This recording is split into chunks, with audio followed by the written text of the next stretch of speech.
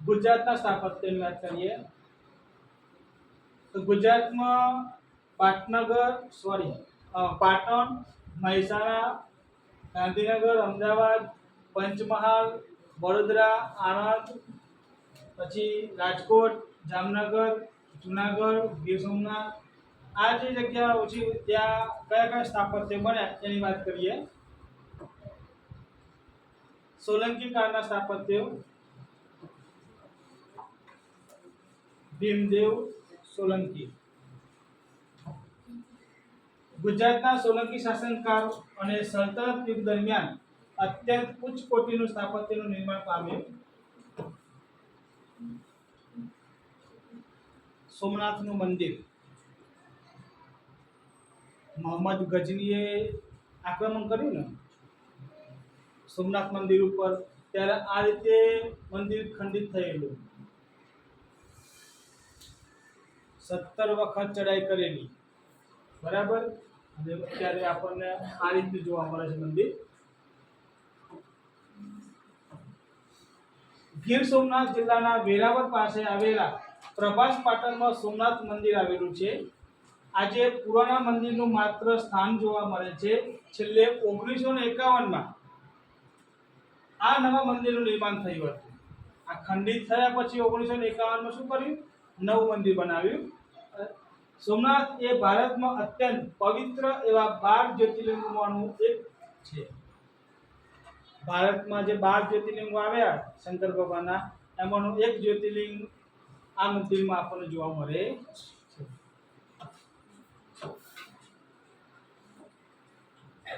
આ રહી સોમનાથ મંદિર.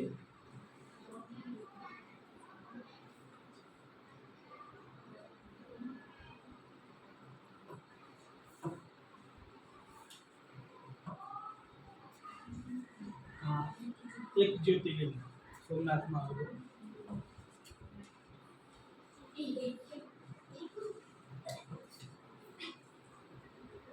અલગ અલગ 12 જ્યોતિર્લિંગો બોલો છો બધા.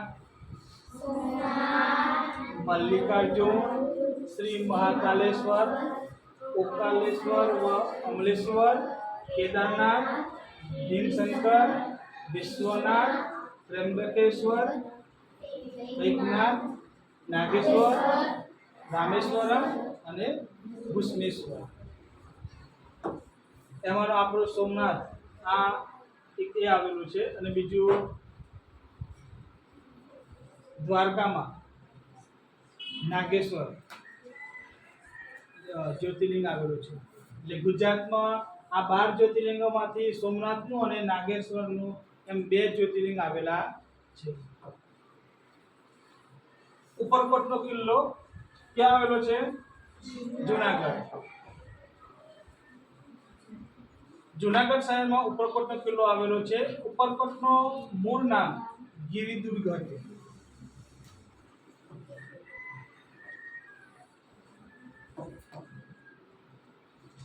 અડી કડીની વાવ.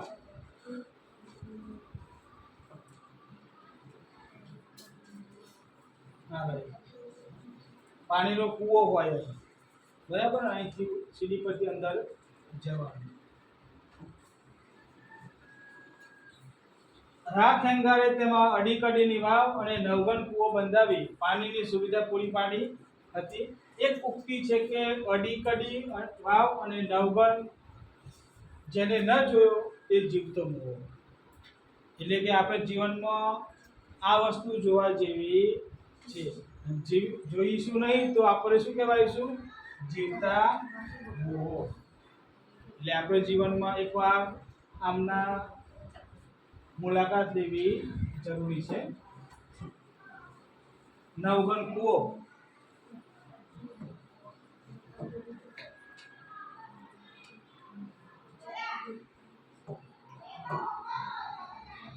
સૂર્ય મંદિર મોઢેરા.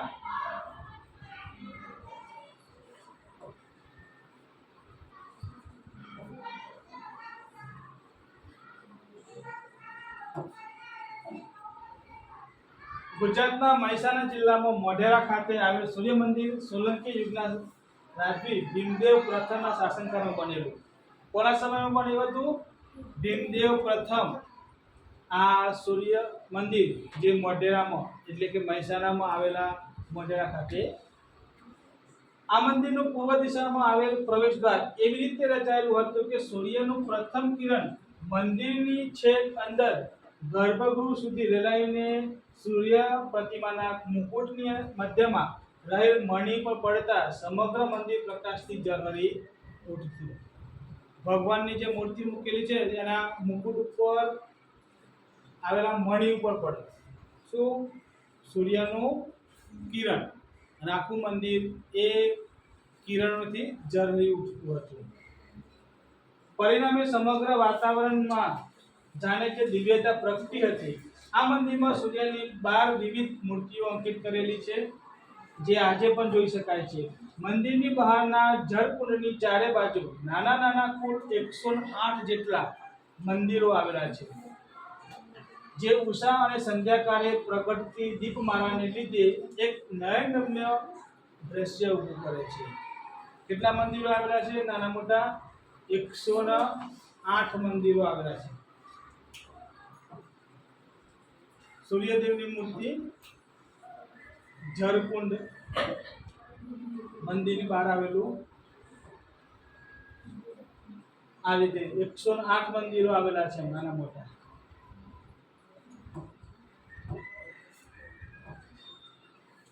રાણીની વાવ પાટણમાં આવેલી છે, અથવા બીજું આપણે શું કહીએ છીએ? રાણકી વાવ. કેટલા માળની છે? 7 માળની. આ પણ પરીક્ષામાં પૂછાય એવું કે રાણકી વાવ કેટલા માળની? તો 7 માળની. ભીમદેવ પહેલાના રાણી ઉદયમતી દ્વારા સ્થાપિત રાણીની વાવ વિશ્વ પ્રસિદ્ધ વાવનો નમૂનો છે. જિલ્લા શિલ્પ સ્થાપત્યના અજોડ નમૂના સમાન તથા અજાયબી સમાન 7 માળની રાણીની વાવ આજે પણ ગુજરાતના પ્રાચીન પાટનગર પાટણમાં આવેલ છે. રાજા ભીમદેવની રાણી ઉદયમતીએ ભીમદેવના મૃત્યુ પછી તેનું બાંધકામ કરાવેલું હતું. આ વાવને વર્લ્ડ હેરિટેજ સાઇટનો દરજ્જો આપ્યો છે. યુનેસ્કોએ રાણકી વાવને શાનો દરજ્જો આપેલો છે? વર્લ્ડ હેરિટેજ સાઇટનો દરજ્જો. બરાબર. અને આપણું પ્રાચીન પાટનગર કયું હતું? અત્યારે હાલ કયું પાટનગર? ગાંધીનગર. તો પહેલા કયું હતું? પાટણ હતું. બરાબર.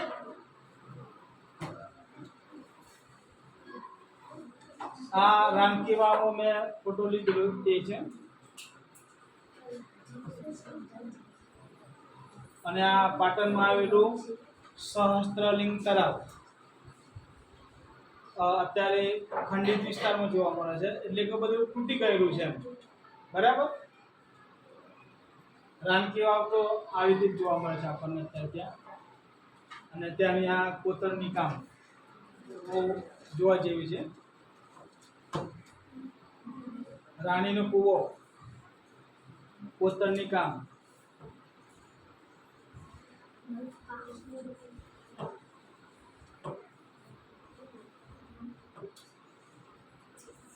રૂપિયા 100ની નોટ પર શું આવેલું છે પાછળ?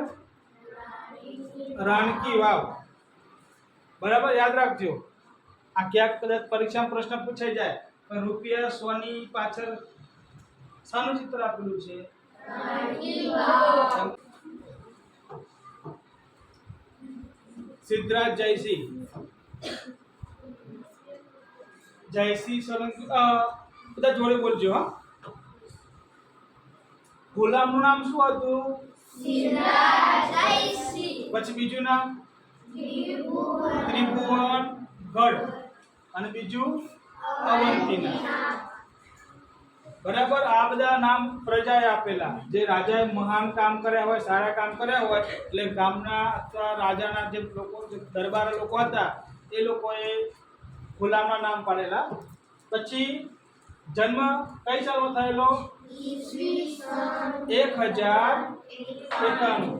પછી પિતા કર્ણદેવ પહેલો, માતા મીનળદેવી. અને કયા વંશના હતા? સોલંકી વંશના. અને એમની જીવન સાથીનું નામ લીલાવતી દેવી. એમની પત્નીનું નામ રુદ્ર મહાલય સિદ્ધરાજ જયસિંહ દ્વારા સ્થાપિત સિદ્ધપુરનો રુદ્ર મહાલય ગુજરાતનું વિશિષ્ટ સ્થાપત્ય ગણાય છે. પોતે શૈવપંથી હોવાથી સિદ્ધરાજે પોતાના આ મહાલયનું નામ રુદ્ર સાથે સાંકળ્યું હતું. કેટલાક ઇતિહાસકારોના મતે તે 7 માળનો ઝરૂખા સાથે સંકળાયેલો મહેલ હોવો જોઈએ. જો કે અત્યારે 1 માળનો રુદ્ર મહાલય હયાત છે. તેમાં સ્તંભો અને તોરણોના સ્થાપત્યનો સમાવેશ થાય છે. કેટલા માળનો હતો? 7 માળનો હતો રુદ્ર મહાલય. પરંતુ અત્યારે આપણને ખાલી 1 જ માળ જોવા મળે છે. તો પરીક્ષામાં પૂછાય કે રુદ્ર મહાલય ક્યાં આવ્યો? સિદ્ધપુરમાં. સિદ્ધપુર ક્યાં આવ્યું? પાટણમાં. બરાબર.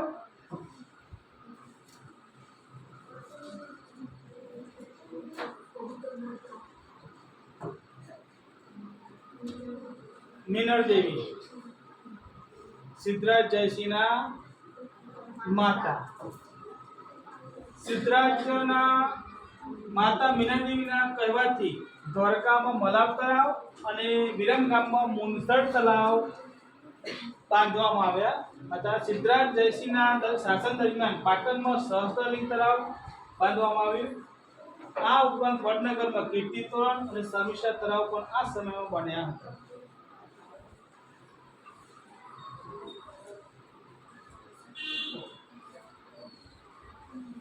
દ્વારકામાં આવેલું મલાવ તળાવ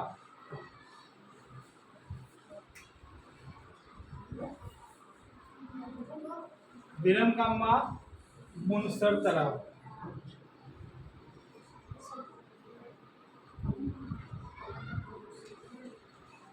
સહસ્ત્રલિંગ તળાવ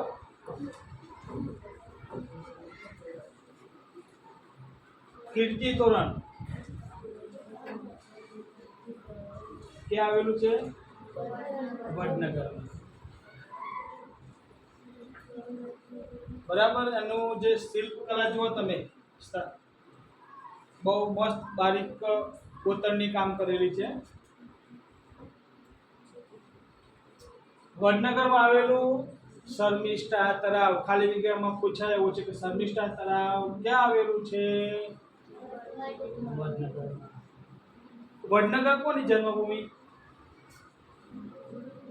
યાદ કરો. હા તો કરો પછી બોલો. આપણા વડાપ્રધાન નરેન્દ્રભાઈ મોદી સાહેબની જન્મભૂમિ કયું? વડનગર. સલ્તનત યુગના સ્થાપત્ય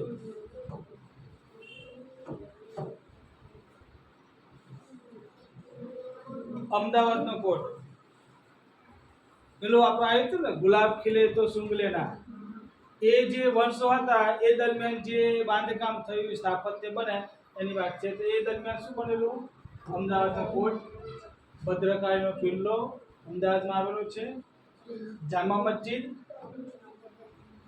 અમદાવાદ શહેરની સ્થાપના અહમદ શાહ દ્વારા ઈસવીસન 1411 માં કરવામાં આવી. અમદાવાદની સ્થાપના ક્યારે કરવામાં આવી? 1411 માં. અને સલ્તનત કાળ દરમિયાન ગુજરાતના અમદાવાદમાં રાજધાનીનું સ્થળાંતર થયું. અમદાવાદમાં વિશિષ્ટ સ્થાપત્યમાં અમદાવાદનો કોટ, ભદ્રકાળીનો કિલ્લો અને જામા મસ્જિદ મુખ્ય છે. જો જામા મસ્જિદ અમદાવાદમાં પણ આવી, રાજસ્થાનમાં પણ આવી, દિલ્હીમાં પણ આવી. એટલે એક જ જગ્યાએ જામા મસ્જિદ નથી. બરાબર. જામા મસ્જિદ ચાંપાનેર પંચમહાલમાં આવી. બરાબર. ચાંપાનેર પંચમહાલ જિલ્લામાં આવેલા હાલોલ તાલુકામાં આવેલું ગામ છે. આપણે પાવાગઢ જઈએ ને ત્યાંથી નજીક થાય. પાવાગઢ કેટલા જોયું? તો ત્યાંથી આ ચાંપાનેર નજીક જ થતું હોય છે, બરાબર. તો એ જોવા જેવું છે. ચાંપાનેરની સ્થાપના ચાવડા વંશના રાજા વનરાજ ચાવડાએ 8મી સદીમાં કરી હતી. તેને શહેરનું નામ તેના મિત્ર અને સેનાપતિ ચાંપા પરથી પાડ્યું હતું. આ રહ્યો ચાંપાનેરનો કિલ્લો.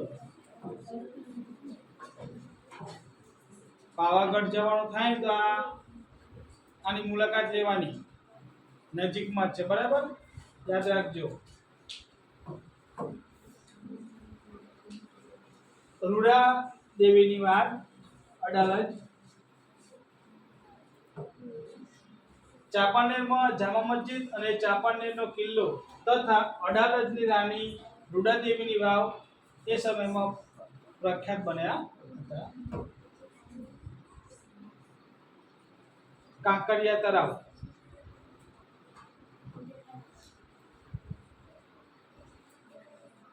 અને જે વચમાં જે વાડી આવેલી છે શું કહેવાતું?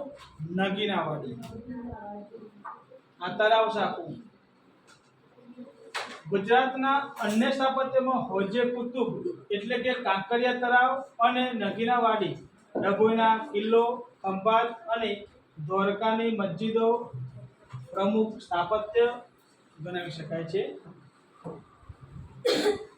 ડભોઈનો કિલ્લો વડોદરામાં આવેલો.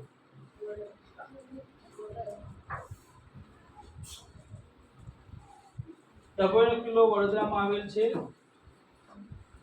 ખંભાતની મસ્જિદ અને દ્વારકાની મસ્જિદ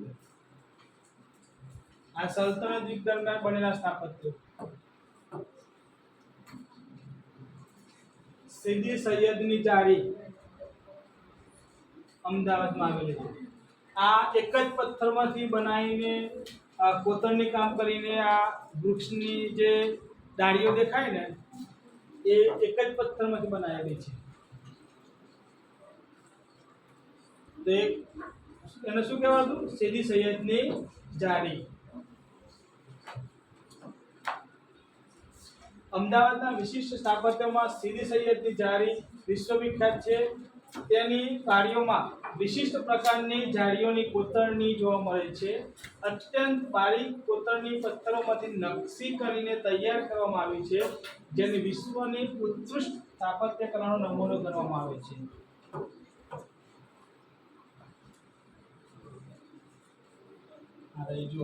આ લોખંડના તાર નથી ભાઈ, એક જ પથ્થરમાંથી છીની હથોડી વડે કોતરણી કામ કરવામાં આવેલું છે, બરાબર. એ વખતના સ્થાપત્યોનું આ કામ છે એમનું, બરાબર. એટલે આ પથ્થર જ છે આખો.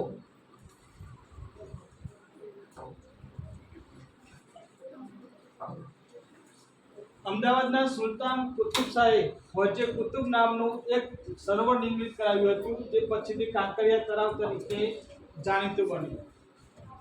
કાંકરિયા તળાવ કોણે બનાવેલું? કુતુબ શાહે. સરોવરના વચ્ચેના ભાગમાં એક બગીચો પણ તૈયાર કરાવ્યો હતો, જેને નગીનાવાડી તરીકે પણ ઓળખવામાં આવે છે. શત્રુંજય પર્વત, જૈન મંદિરો. પાદલિપ્તસુરી નામના જૈન મુનિએ પાલિતાનામાં શત્રુંજય ડુંગર પર જૈન મંદિરો નિર્મિત કરાવ્યા. પાવાપુરી અને પાલિતાના દુનિયામાં એક જ જગ્યાએ પહાડ પર સૌથી વધારે મંદિરો હોય તેવા સ્થળો છે. 24 તીર્થકરો અહીં બિરાજમાન છે. જૈન ધર્મના 24 તીર્થકરો થઈ ગયા. એમાં 24 તીર્થકરોના બિરાજમાન એટલે કે એમની મૂર્તિઓના મંદિરો અહીં આવેલા છે. પાવાપુરી અને સમિત શિખરની જેમ જ પાલિતાનામાં પણ જૈનોનું મહાન તીર્થધામ છે. આ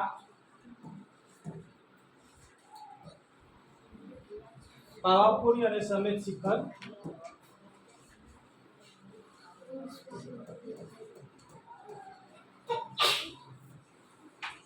આજે ખરું ને જે શત્રુંજય ડુંગર, એ ડુંગર પર 863 મંદિરો આવેલા છે, એક જ ડુંગર ઉપર. 863 જેટલા મંદિરો આવેલા, જૈન મંદિરો.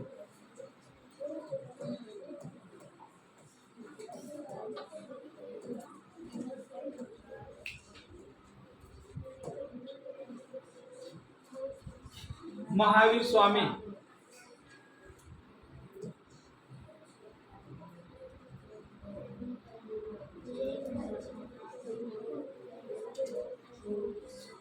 ગઈ સાલ આપણે ભણેલા ગૌતમ બુદ્ધ અને મહાવીર સ્વામી. એમાં જૈન ધર્મમાં કુલ કેટલા તીર્થસ્થળો થયા? 24.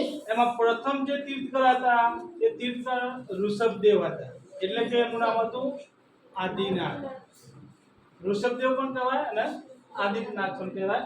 23માં તીર્થકર પાર્શ્વનાથ હતા અને 24માં અને તીર્થકર એટલે મહાવીર સ્વામી.